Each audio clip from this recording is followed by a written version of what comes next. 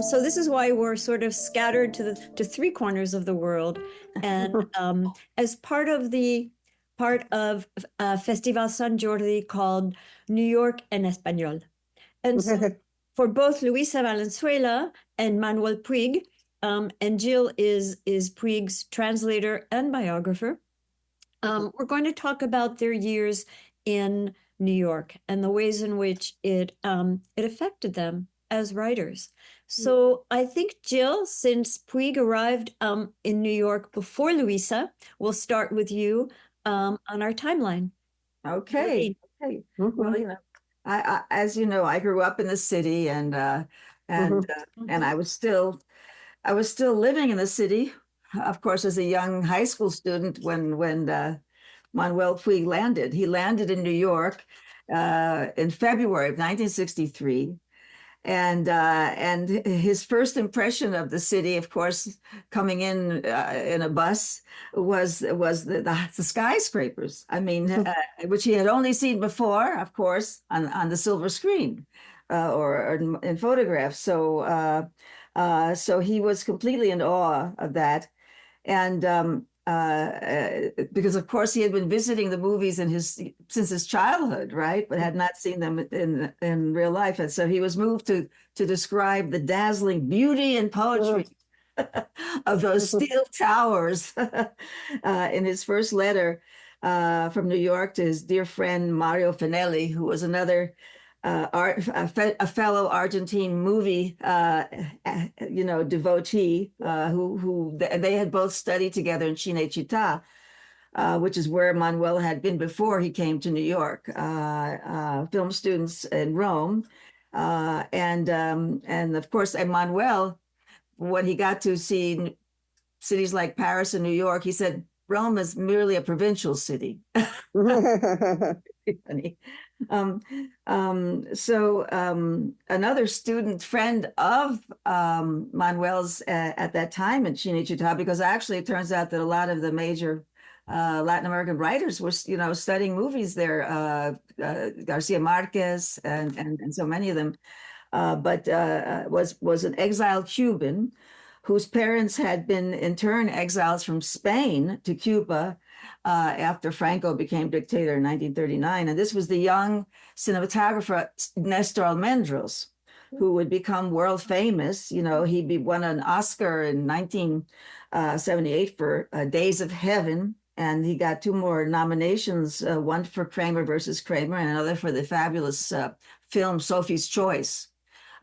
So that was one of Manuel's, again, part of a group of really close friends who were crossing over with each other in these cities, and in that first letter from New York to Mario, Manuel spoke of himself, as Luisa knows he often did, in the third person feminine.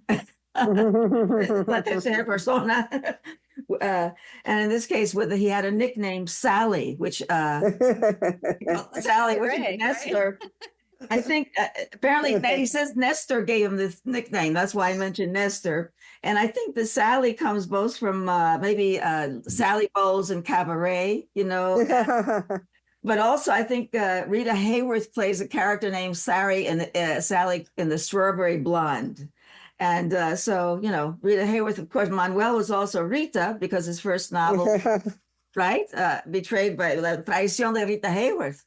And which, by the way, a very nice re-edition has come out with a great picture of Rita Hayworth. He would have loved this. Right. It's a re-edition by Nally Editions, and very nice thing. Sally writes to you from the land where she went to look for a husband, and where he stayed first. Well, the airport left him in the middle of Times Square, but Times Square at that time was very sleazy. It was not like this cyber circus that it looks like today. Very fixed up. And so that was very much a part of the Damon Runyon world. Damon Runyon was a Depression era New York newspaperman.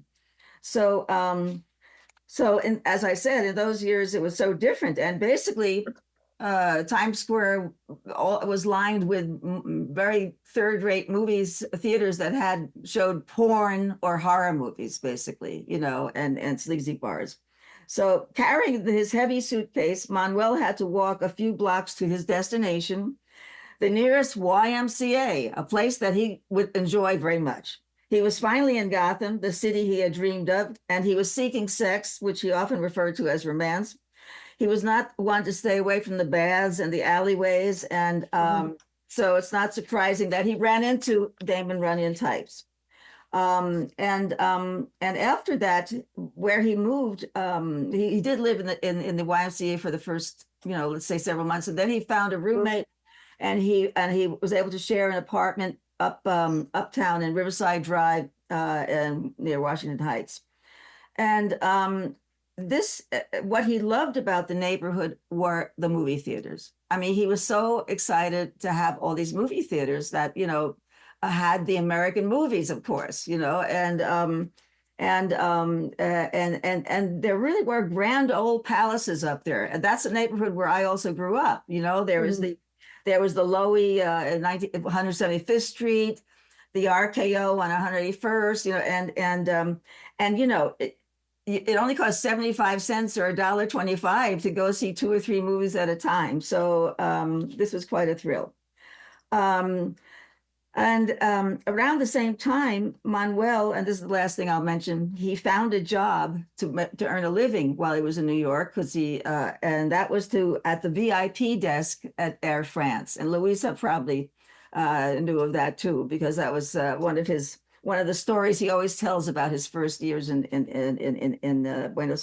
New York. And here he would see all sorts of movie stars and special, really important people go by. I mean, he met Greta Garbo at the desk. He met Alfred Hitchcock. I mean, what could be better than to meet Alfred and Greta Garbo, at the desk? It was Idlewild. It wasn't yet Kennedy Airport. That is really amazing, the idea of the bridges and tunnels of New York, right? And I grew up in northern New Jersey. And so when we would drive in along Route 17, as it is, and go into the Lincoln Tunnel, and then you come out, and it was that view of the skyscrapers, that view of Midtown, and you're just in a whole other world. And then if you come in over the George Washington Bridge, you look down on the streets. And that too is just absolutely marvelous, and you just know you're on another planet from. But actually, I'm going to argue with you. I'm going to quote Luisa and say New York is not it's not a melting pot. It's not a stew, right? You've said quite emphatically, it's because everybody keeps their particularity. Yeah, that's why I missed being in a documentary directed by Louis Malle. Louis Malle filmed me. He was trying to press on this melting pot idea. I said, Buenos Aires is a melting pot because you don't know where people come from because they're really intermixed. But here they have, even that we were in Washington Square, there was this corner of the Russians playing the balalaika. There was another corner, they were very separate and wonderfully keeping their own identity. That's right. I think that was beautiful, but it's not a melting pot. But that's not a melting pot necessarily. That is a mixture. That is an assemblage. It's a collage. Maintaining everybody. Collage. It's a beautiful collage. So I decided not to come back to Argentina for a long time because I had been already searched by the police. I had a brush there that was quite horrible. And but my idea was going down to San Francisco or down to the West Coast because I thought that was the Berkeley Times and all that. And I was invited very soon after I arrived to a San Francisco festival. And I decided, no, I think I'd like New York better. The vitality, the madness of New York really caught up with me. And I always lived in the village. Even when I was teaching at Columbia, I had to go all the way uptown, come back, because I loved that part of town. I still do. So then I got the grant, or got the chair from NYU, and that was fantastic. And that's when you lived in the University Muse, that extraordinary place, that little almost the- village off. Yeah, off- Washington Square apartments, yes. Very charming. Yeah. Washington Square Village apartments. But Mhm. before I lived on 33 Carmine in the West Village, Oh. at Janet Broff's place, I subrented Janet Broff's, a great poet, Who's Janet that? Broff's place Whose for place? many What's years. his name? ¿Cómo se llama? Janet Broff. Se llama, she's still alive. Oh. And She's a she's a great painter. poet, very- She's a very- painter, is that right? No, she's a poet. Poet. Mhm. The poet. And she was a teacher, and she's a wonderful person. And she went to live in Mexico with Umberto Constantini, with an Argentine novelist. Uh-huh. And she had been invited me at times that she was leaving here and there, but then I could stay at her place I stayed over a year or so, or even more, 2 years. And at some point, I get a letter. I wasn't living there anymore, but she was back in her place. I got a letter, this was my big pride, saying, Luisa Valenzuela, Bleecker and Carmine, New York, Estados Unidos. A letter coming from Argentina. And it said Bleecker and Carmine. That was all the address it had. And it reached me. I still have that envelope. That's great. Stamped from Argentina. And the guy inside said, let me see if you're so famous. Because I mentioned that corner, the church on Bleecker and Carmine. That's right. In my book, Gratificas. So he said, let me see if you're so famous as to get this letter. And I got it. So that was magical. It was a magical city for me. Yeah, and it's funny because in the 70s, that was when New York was This is already the 80s. Oh yeah, but I was This is just saying already the 80s. No, I know, but in the 70s was when New York was the roughest. It really was, and that was actually that was really the last time that I lived there at in length, because I was there partly in the 80s, but I was already halfway out of New York. But it was so funky, and that's why it was, it was truly It was wonderful. It was wonderful, and it was dangerous, but it was just full of life. So And, exciting, yeah. Yeah. But then I was there for a short, brief periods of time by the end of the 70s. But in the 80s, I spent all the 80s there. But Right. what you said before was thanks to Susan Sontag also, because she brought me into the New York Institute for the Humanities, where all these great luminaries were. That was fantastic. Yeah. It was incredible. Yeah. And on the other side, Bollock came to me and recited a piece of my black novel in English, and I didn't recognize it, and I didn't realize he was quoting me. So poor man, he just dropped flat. But we became great friends. Yes, he did. Became great friends. But he had been here doing his show, and a very, very subversive show during the military dictatorship here. Yeah, that's in my novel La Travesía. Yes, So I know. I was seriously. That's right. I think it's really interesting. I was reading that you like to argue with Joseph Brodsky Yes. about Susan about liked to do that. repression and writing and creation. And I wonder if you could just rehearse that a little bit for us. In my defense. Susan not only argued with him, but made love with him. I argued with him before he had the Nobel Prize. Okay. Afterwards, it was sort of impossible to talk to him. But at the Institute, because he wanted me to acknowledge his theory that censorship was bad for the writers, but good for literature. And I said, Censorship being no. bad for writers, but good for Good literature, according to because they Brodsky. would invent metaphors. As they said, the work of a writer is creating metaphors. You don't need to be persecuted to do that. And on the one hand, and then in Russia, they would say there was some sort of manual about what you could say and you couldn't say, the words you couldn't use. Dawn, for example, was a word you couldn't use. But you knew more or less how to deal with the whole thing. In Argentina, during the military civilian dictatorship, there were no clues, because whatever the wife of some general or some colonel or other didn't like, that was the end of you and your friends and everybody that was in your phone book. That's right. So I said, you cannot put in danger all your friends. And Rothschild will say, if you cannot put in danger, blah, blah, then you're not a great writer. We had these stupid humane discussions. And now that's happening here. Yeah, totally. Yeah. Yeah.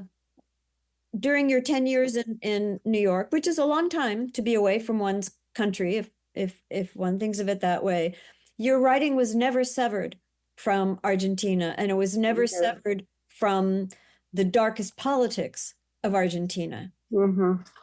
No, I did come back and forth a little bit when I could, very surreptitiously, because it was dangerous at the time. But I did come back and forth and come to some marches on the March the 24th, and came when Alfonsine won and all that. But before that, I would come. But then I came back. Luisa, how did you actually manage it? Did you fly to Uruguay, for example, or Brazil, and then come overland? I flew directly here. No, I wasn't in real exile. I had gone on my own. Mm-hmm. So I didn't feel like an exilé that really was persecuted. Mm-hmm. So then you came and you saw the people at customs scratch their nose, and you thought that was a sign that you would be caught or something like that. It was nerve-wracking, but anyway, that was also part of the whole life like that.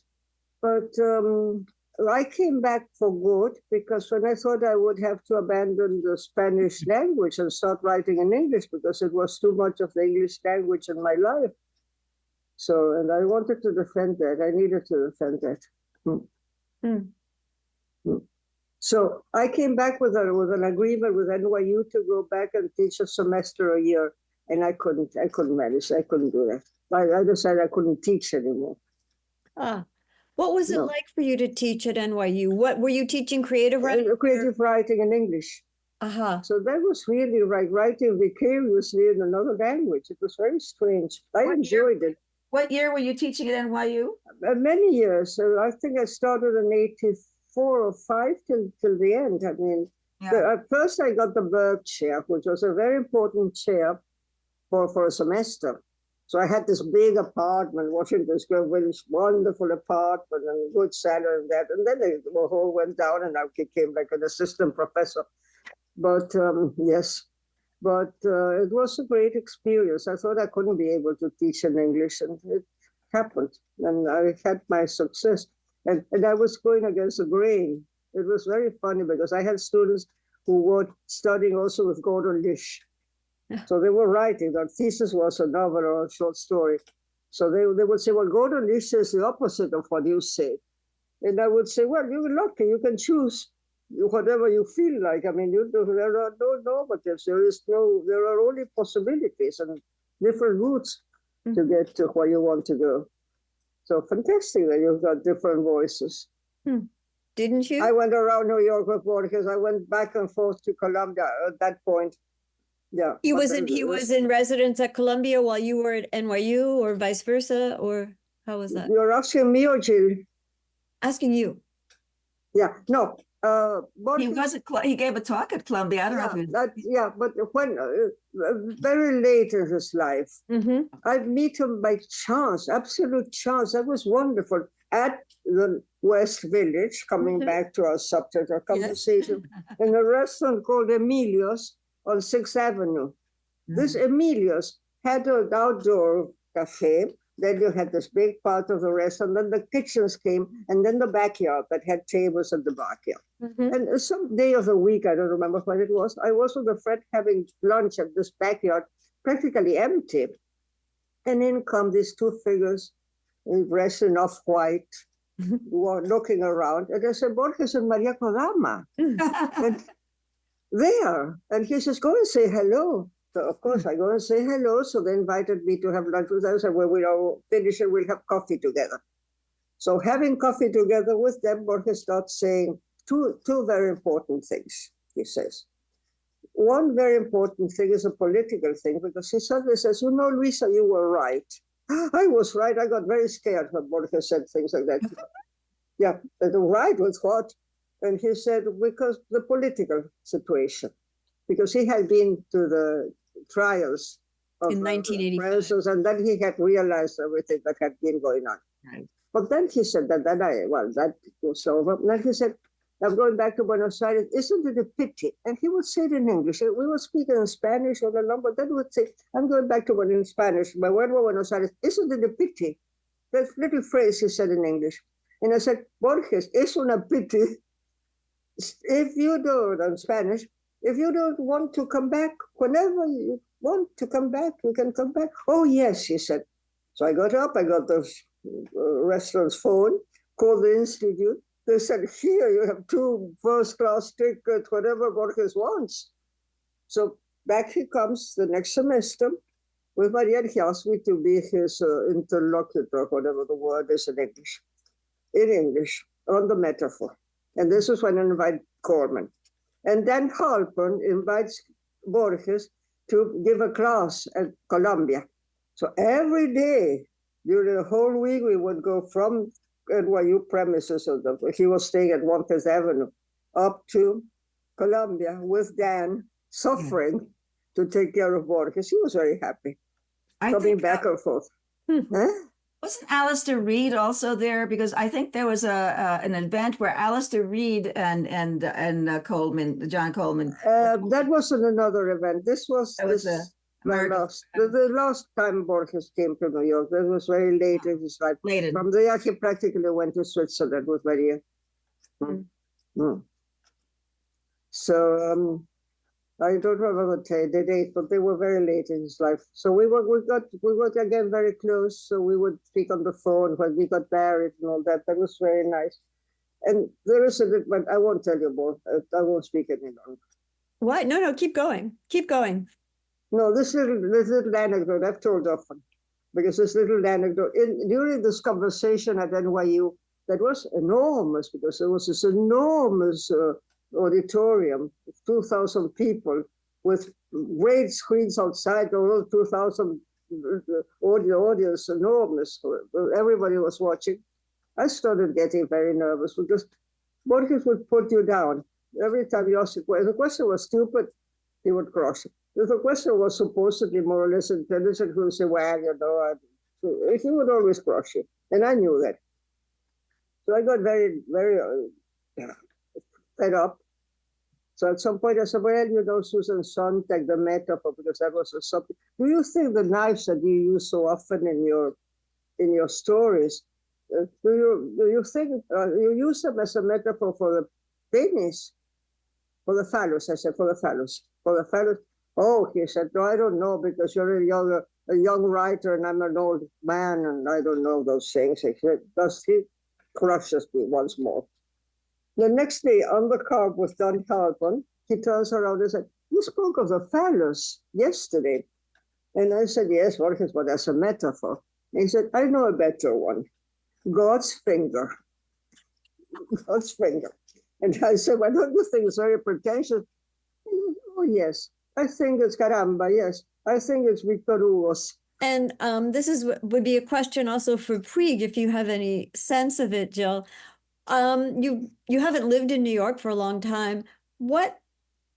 How do you feel that New York still has its grip on you? Or do you? Well, Manuel used to say, you can take the girl out of the tenement, but you can't take the tenement out of the girl. But anyway, the point of the matter is that I think that, yes, I'm a New Yorker always inside, but since, I've been living out west in this strange place for about 35 years or so, definitely it's half my life I've lived out here. And that does make I think that one of the reasons, I think I always had a love-hate relationship with New York, because of course I was from New York, for me, New York was my childhood. It was, my everyday life as a kid. And my parents weren't wealthy. So we lived a simple life up there up in Washington Heights. But the thing is, I think that one of the things I always realize about New York, and that could be hard for an artist or a writer, is that it's a very competitive atmosphere, and that basically people are always trying to one up each other, and so it could be a very not for people like yourself who come from outside and already but I understand what you say. For someone coming up in that world, and I know Manuel spoke about Buenos Aires as being a sort of a damaging city in some ways too, that it was a very critical city. He always spoke about the critical eye. So I think in some ways my writing career has really flourished because I left New York. Even though even though I love New York, for me, I'll always be nostalgic for the New York that was. I have to say that to me, the city has changed quite a lot, and it's not really the city I lived in many ways, but it still is. It'll always be in a way, and that's it. As you say, cities are always changing, so you have to accept that. Luisa, you were also in New York during the AIDS pandemic of the early to mid 80s. Yeah. And so that was a very, very horrible, Well, and this whole, terrible this whole time. moment, a terrible moment, no? Mhm. With the AIDS for a moment, Mhm. yeah, that was Oh, the AIDS, yeah, the yes. AIDS, oh, Really. that Christ. And I had these friends that were very much involved in all that, and it was very impressive. And that's But what at the same time, yeah. there was this life, this craziness, this madness going on Yeah. of this enormous, what's the word? They were doing very crazy things because the death was right there, no? Yes, of The course. threat of death was there. So they were, it was terrible. I think But that at the same atmosphere, time, fascinating. the new rules that were being established, I would say. Well, I mean, I think of Puig, and correct me if I'm wrong, Jill, but I think of him as a writer as always sort of working with masks and masquerade and theatricality and illusion as a way of getting to things that are almost for him so real he wanted to shield them from words. Mm. Interesting way of putting it. Yeah, it's an interesting way of putting it. Yeah, I mean, I think also, well, I think what was really important to him, and I think made him very united with the women writers that who are dear friends of his, like Luisa, is that actually, even though his books were from a male point of view, he really introduced sexual politics into the Latin American novel from a male point of view. Of course, women were already bringing that in, but I think that was a very important thing that he did. That's what he was a pioneer in that sense. I think the way in other words, making it a topic. I mean, other writers like Vargas Llosa didn't dare have a character who was a gay character until Manuel Puig did it, right? Yeah. I mean, those male writers, I mean, except for Donoso, he was very special. Yeah. He Well, that Manuela's fantastic character is wonderful. that's fantastic. I was thinking of that. Yeah. Mhm. But it was very unusual. So I think he was so he was very important from Yeah. but I think also he was seen as old-fashioned gay, okay, because he as you say, masks and masquerades. He identified being a woman, right? Mhm. That was something that was being questioned the way he was dealing with that. So, but that was interesting, the whole issue of identity and all that, well, that has evolved now. I mean, to wokeness, all this stuff. In some ways, that was all beginning then, in a sense, that kind of discussion. And he was not too sure which side he was on in terms of that. Yeah. Luisa, I have a question for you, and it has to do with Black novel with Argentines, which is in many ways I think of that as your quintessential New York novel. I was while writing that novel, I was wondering why I was thinking about all these obscure parts of those obscure parts, which are very attractive to me, I must confess. But anyway, of this city I loved and I found so luminous in many other ways. And then I realized I was saying goodbye. I was sort of detaching myself from New York. But it was very strange that writing, because I wanted to write a Black novel as they are, classical whodunit. Right. You knew who done it by the third page. Fourth page, you already knew who had done it. So there was no mystery in that. And I discovered that, well, okay, I have to know why. And that took me ages to discover the inner truth of that purpose. So it was a very interesting experience for me. And I worked very much, as you well know, the idea of the frontiers that New York had, because I think now everything is more polished and softened. But then it was very intense, the difference between the West Village and the East Village and the Lower East Side, of dangerous Lower East Side, and the Little Italy and Chinatown, and all these different. You crossed an avenue and you were in a different world. And I found that quite exciting also, very special. Yeah. Yeah, it was. That was black novel. And then when the funny thing I wanted to tell here is when I came back, I started thinking about this coming back, recovering all what you leave behind and all that. So the first thing I wrote was something called Realidad Nacional desde la Cama, that was translated as Bedside Manners, because everything changed so much so quickly because we had this economical upheaval against Alfonsine. Everything became horrible again. It was a total disaster. So I wrote that very brief, crazy little novel. But then when I wanted to write something that happened to a person that came back and all the past and all that in New York, it didn't flow at all. I had ideas, it didn't flow. And I only could manage to write it when the story went back to New York and the scene was taken, even if I was already here, the scene was taking place in New York. Evidently, I was missing that. So everything, I tell the story of Bordeaux and Creedmoor and all that, and this artist, and the Travesía takes place in New York, but I wrote it here in Buenos Aires. So how did it, So it was just difficult to separate, no? I had this bad, difficult moments. When you said you could feel when you were writing Black Novel with Argentines that you were starting to detach from New York, I have two questions. One is you said you wanted to do a classic policier or whodunit, but you didn't, and you kind of blew the genre apart by revealing, who did it and what how it had been done.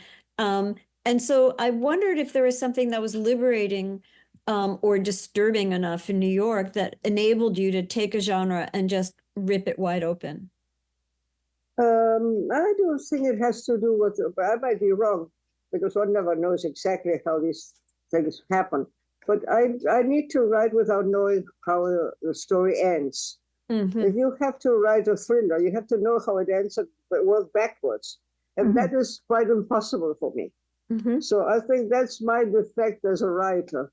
I have to go into the unknown. I write without maps. I write without the plot and firsthand. That I don't have all this. But the minute I tried to do it, it was total disaster. So this is what happened to me there. I wrote this whole story in 10 pages, 6 pages, but no, and then I had to build whatever went around it without knowing where it would lead me and explore that. And so the city helped a lot in this exploration. Another thing that this is perhaps more in some of your short stories, and you have a short story that takes place in New York where people are very conscious of their neighbors' windows. And so there's this play of anonymity and voyeurism and curiosity about other people. And a lot of your characters look in the windows as they walk down the street, look in the windows of neighboring apartments. And I wondered, that doesn't seem to be the case in things that you've written in Argentina about Argentina. I don't know what story you're speaking about. That's interesting. Maybe it's part of Black maybe it's part of Black Argentines, but it's something that goes through a lot of the pieces of characters being aware of windows as they walk down the street and as they're in their apartments looking through their window, looking well, yes, because it happens. Yeah, probably it is there. And so it's almost like a New York leitmotif. Well, and then there was a preview of what would happen at this hotel that's called the Standard on the highway, on the High Line. The High Line. I didn't know that. And well, you also it wasn't going on, but certain things are already floating in the air, so you could have captured them, and they go into your writing. There was this sense, of course, when now they're coming to think of it. I didn't think about this.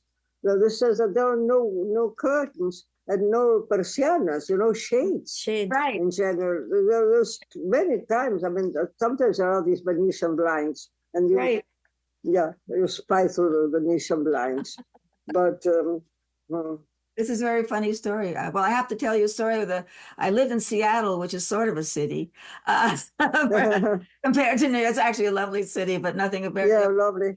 But I remember I was sitting in a restaurant with a friend of mine, and we saw that we were down by the port, and there were all these apartments with windows, very nice new windows, and we're sitting there eating, and all of a sudden, you notice a man walks into a bathroom and a woman is in the bathroom, and suddenly the man is taking the woman's shirt off. I said, "My God,